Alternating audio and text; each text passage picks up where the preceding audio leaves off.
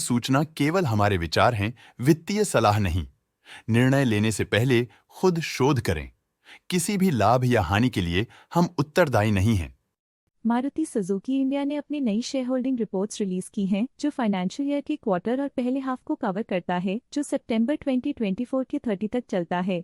ये report company के shares की डिटेल्ड जानकारी देता है, जिसमें promoters, promoter groups, foreign investors, public investors और सरकारी एंटिटीज शामिल हैं। पब्लिक हेल्थ शेयर्स का परसेंटेज 2024 के जून में 3.33% से 2024 के सितंबर में 3.24% तक डिक्रीज हो गया। इस डिक्रीज से साफ है कि इस टाइम पीरियड में कंपनी में पब्लिक का हिस्सा डिक्रीज हुआ है। DII डोमेस्टिक इंस्टीट्यूशनल इन्वेस्टर्स ने अपना शेयर होल्डिंग जून 2024 में 19.5% से सितंबर 2024 में 20.89% तक इंक्रीज किया। ये बताता है कि डोमेस्टिक इंस्टीट्यूशंस ने कंपनी में अपना इंटरेस्ट 1.39% तक इंक्रीज किया है। फॉरेन इंस्टीट्यूशनल इन्वेस्टर्स के शेयर होल्डिंग में थोड़ा डिक्रीज आया 2024 के जून से 2024 के सितंबर में, जो दिखाता है कि फॉरेन इंस्टीट्यूशंस ने अपने स्टेक को क्वार्टर टू क्वार्टर -1.3 से डिक्रीज किया है, जिसे पता चलता है कि उन्होंने अपनी इन्वेस्टमेंट्स को पुल बैक किया है। चलिए इन्वेस्टर्स के स्टैटिस्टिक्स पे नजर डालते हैं,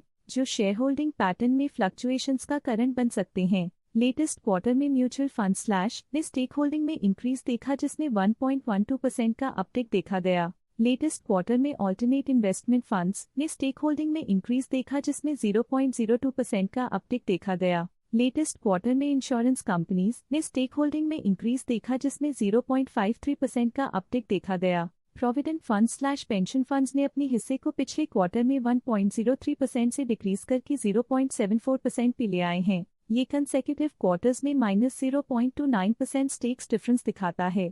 NBFCs रजिस्टर्ड विद RBI ने अपने हिस्से को पिछले क्वार्टर में 0.08% से डिक्रीज करके 0.07% पे ले आए हैं। ये कंसेक्यूटिव क्वार्टर्स में -0.01% स्टेक्स डिफरेंस दिखाता है। Parag Parikh flexi cap fund current quarter में 1.02% शेयर्स के साथ कंपनी में एंटर किया, जबकि प्रीवियस क्वार्टर में उनके पास 0% shares the SBI arbitrage opportunities fund current quarter में 2.27% शेयर्स के साथ कंपनी में एंटर किया, जबकि प्रीवियस क्वार्टर में उनके पास 0% shares the Kotak blue chip fund current quarter में 1.03% शेयर्स के साथ कंपनी में एंटर किया, जबकि प्रीवियस क्वार्टर में उनके पास 0% shares the HDFC large and mid cap fund current quarter में 1.64% शेयर्स के साथ कंपनी में एंटर किया, जबकि प्रीवियस क्वार्टर में उनके पास 0% shares the ICICI prudential MNC fund current quarter में 4.4% शेयर्स के साथ कंपनी में एंटर किया, जबकि प्रीवियस क्वार्टर में उनके पास 0% shares the LICI ASN non par current quarter में 3.51% शेयर्स के साथ कंपनी में एंटर किया, जबकि प्रीवियस क्वार्टर में उनके पास 0% shares the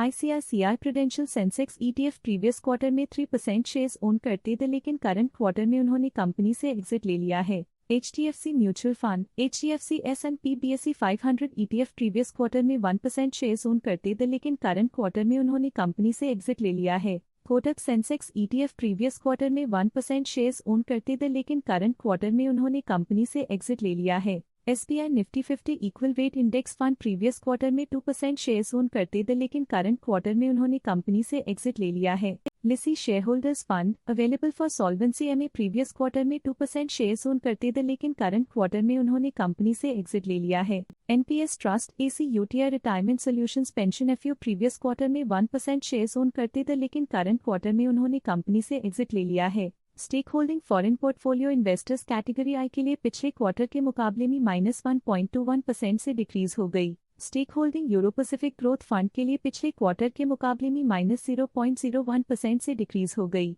stake holding foreign portfolio investors category 2 के लिए पिछले क्वार्टर के मुकाबले में -0.09% से डिक्रीज हो गई। और ये था कंपनी का करंट शेयर होल्डिंग पैटर्न। और देखने के लिए धन्यवाद। स्टॉक लेटेस्ट न्यूज अपडेट के लिए चैनल को सब्सक्राइब करें और वीडियो को लाइक एंड शेयर करें।